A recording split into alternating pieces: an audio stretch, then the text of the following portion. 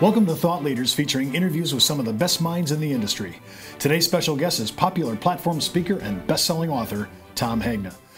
I'm Steve Savant, syndicated financial columnist and talk show host. In this segment, we're going to talk about the history of Social Security, all from Tom's popular Social Security seminar and PBS special, Don't Worry, Retire Happy. Well, welcome to the show, Tom. Thanks, Steve. I want to say, I loved your PBS special, and I really enjoyed it because that's a consumer show. And I got to tell you, I was really, you're really artful in your ways to articulate. But, when we're talking about Social Security now, there's been so many changes, and we're going to get into that throughout the week. But it's still America's #1 retirement plan. Yeah, it's the largest retirement asset that most people have, and yet they spend more time planning their summer vacation than how to maximize this benefit. Now, with some of the changes, there's still some tactical issues here to go through, and we'll get through those. So, but let's talk about the history. Now, this is amazing because most Americans do not know the history, FDR, all the things that happened back in the day. Walk us through some of that. Yeah, I mean, if you really want to know, Social Security started back in Germany, with Otto von Bismarck. He started the first real Social Security program, and it was interesting because life expectancy was 48, but the retirement age was age 70. Wow. So there were plenty of workers to pay for Social Security. But it started in the U.S. Back under the Roosevelt administration, and it was really a response to the Great Depression, because if you think about it, in the Great Depression, there were no social programs, and so the people that got really hit were the older people. And so Social Security started, and the real question was this going to be a welfare-type entitlement program, or was this going to be an insurance program? And that was really the argument. And the Social Security Sub-Cabinet Group was headed by Secretary of Labor Frances Perkins. And if you want to study a profile in courage, study Secretary Perkins. Remember, she was a cabinet secretary back when women weren't cabinet secretaries.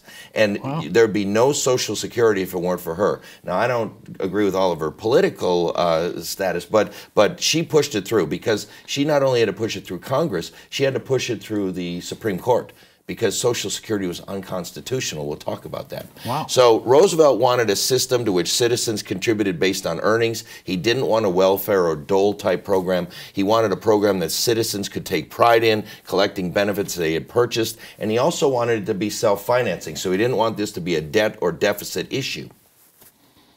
Well, Secretary of the Treasury, Henry Morgenthau, he argued for an insurance program as well. So Roosevelt wanted an insurance program, and the Secretary of Treasury wanted an insurance program. But under Secretary of Labor Frances Perkins, the committee sent Roosevelt a recommendation that was more an entitlement program, a welfare-type program. Well, Roosevelt said, nope. He wanted an insurance program, a pay-for-yourself. He told Perkins to modify the proposal because it was the same old dole under a different name. Well, now, the Social Security Act was passed in 1935. The initial Social Security program was an insurance program. It's the one that Roosevelt wanted. That's the one that was passed by Congress. Tax collection was going to start in 1937. Benefits weren't going to start until 1942. But now the Supreme Court weighed in. Because if you think about it, Social Security was not constitutional. There's nothing in the Constitution for Social Security. Well, what they found was that tax could be imposed under the taxing power of the federal government, and payments to the elderly could be justified under the power to promote the general welfare, but they couldn't be linked. So think about this. You could tax and you could help old people, but you couldn't tax to help old people. That's a problem. And so they found the program constitutional, but they evaluated all the parts separately. But the approved program was not the one that Roosevelt submitted and Congress passed. So Roosevelt and Congress passed a insurance program. The one that was approved by Congress was more the entitlement and welfare type program. Well, now there was a constituency building up among the conservatives. They were concerned about it. But on August 15, 1935, this Social Security Act was signed into law by President Roosevelt, and he said, we can never insure 100% of the population against 100% of the hazards and vicissitudes of life, but we have tried to frame a law that will give some measure of protection to the average citizen and to his family against the loss of a job and against poverty-ridden old age. And interestingly enough, the first Social Security recipient was a lady by the name of Ida Mae Fuller. Now, here's interesting. They set the retirement age at 65. You know why? Because life expectancy was 65. She lived to be age 100.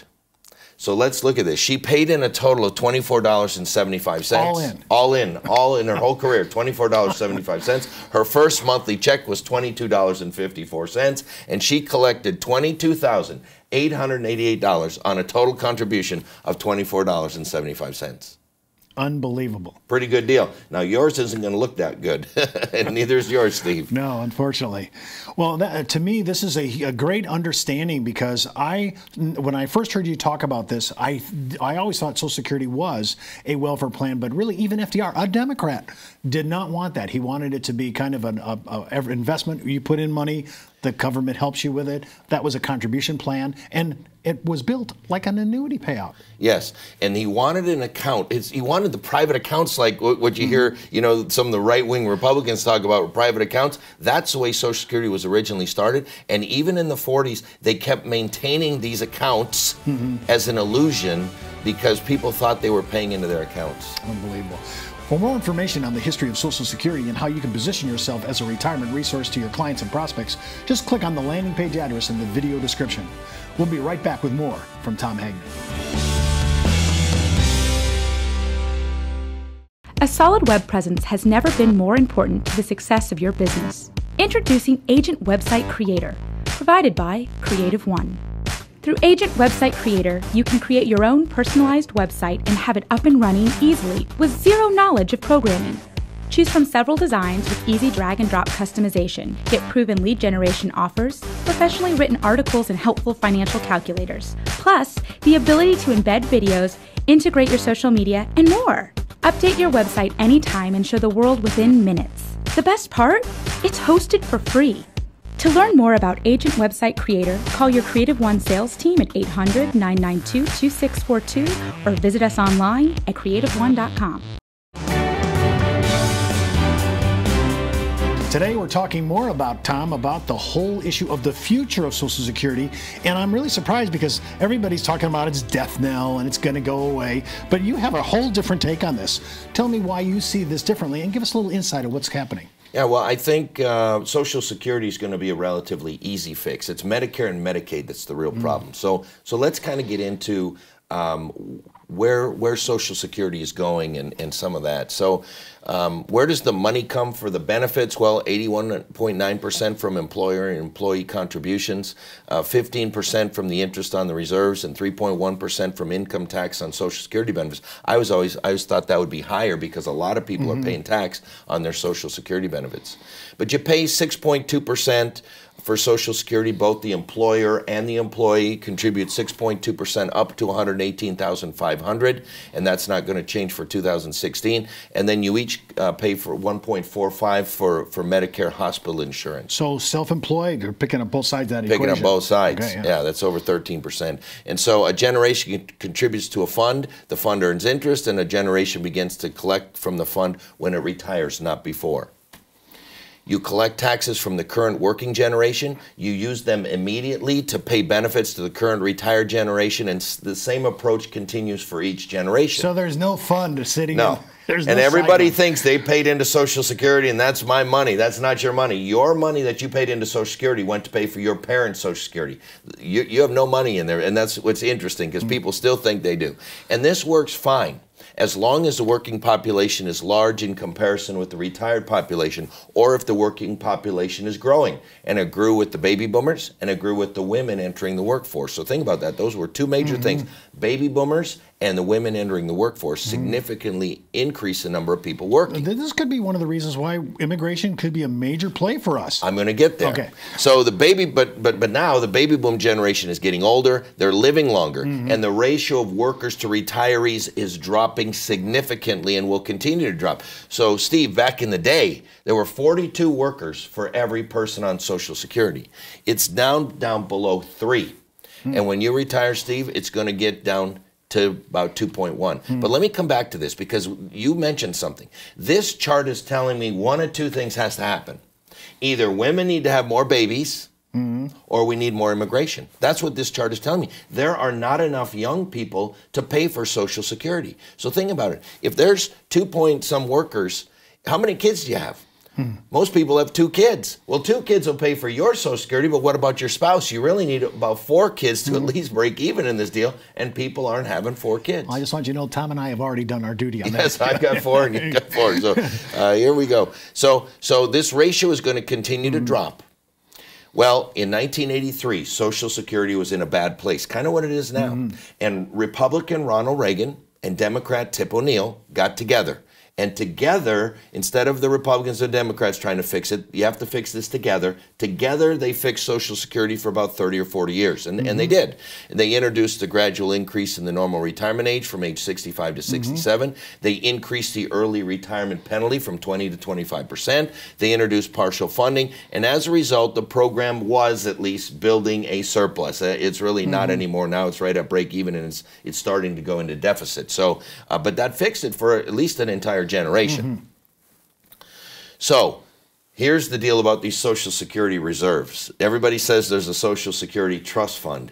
There's really not a Social Security trust fund, Steve. What the government did was they went in there and they said, we're taking out 50 million of these reserves, and they wrote an IOU. I owe you 50 million. They put it in there and they spent it. And then the next year they took out 50 million, I owe you 50 million, and then they spent it. So you got a box full of IOUs. Okay, there's no money in there. It's not earning any interest. Now, the other side will say, well, that's not true. Those IOUs are backed by the full faith of the federal government. Yeah, but there's no money. And so in order to pay these reserves, they're either going to have to borrow the money or they're going to have to cut spending or raise taxes because there's no money in there. There's IOUs, but no money. And so that's an issue. A lot of people think that Social Security is going to blow up the budget and that Social Security is the big financial problem. In these next 2 slides, you're going to see Social Security is not the problem. Social Security was only ever 5% of the GDP. It's only going to ever grow to be 6% of the GDP. So you're not seeing Social Security skyrocket and take up a whole bunch of the GDP. And even in the debt and deficit, you can see Social Security, the bottom one, is very subdued. And even all other spending actually goes down. If you look at how much all other spending is here versus here, what's going to kill our federal government's budget? It's Medicare, Medicaid, and interest on the debt. It's all about health care. The whole problems, financial problems of this country are all about health care. Medicare, Medicaid, and now the Affordable Care Act, which is not as affordable as what people thought. It's all about health care. It is not about Social Security. So really, in the bottom line then, from a Social Security point of view, the future solvency you think is definitely fixable. Yes. I could literally fix Social Security in less than 15 minutes. Here's what we got to do. My dad got Social Security at 65. I don't get full Social Security till 67. Is it unreasonable to tell my 14-year-old daughter she's not going to get Social Security until she's 69 or 70? We got to raise the retirement age. But on the kids, every generation's going to have to wait a couple more years, all right? My parents got cost of living adjustments that look like that. We're not going to get that. Ours are going to be lower and slower. And then I know we got some liberals watching. So right now we pay tax up to $118,500. That's probably going to have to go to $150,000, $160,000. Somebody's going to have to do the math on that. But you do those 3 things, and you could literally fix Social Security for 100 years. Well, for more information on the future solvency of Social Security and how you can position yourself as a retirement resource to your clients and prospects, just click on the landing page address in the video description. And for more information on all our shows, seminars, and workshops, don't forget to follow us out on social media and visit our website. I'm Steve Savant, and we'll see you next time on Thought Leaders. And remember, keep thinking outside the box.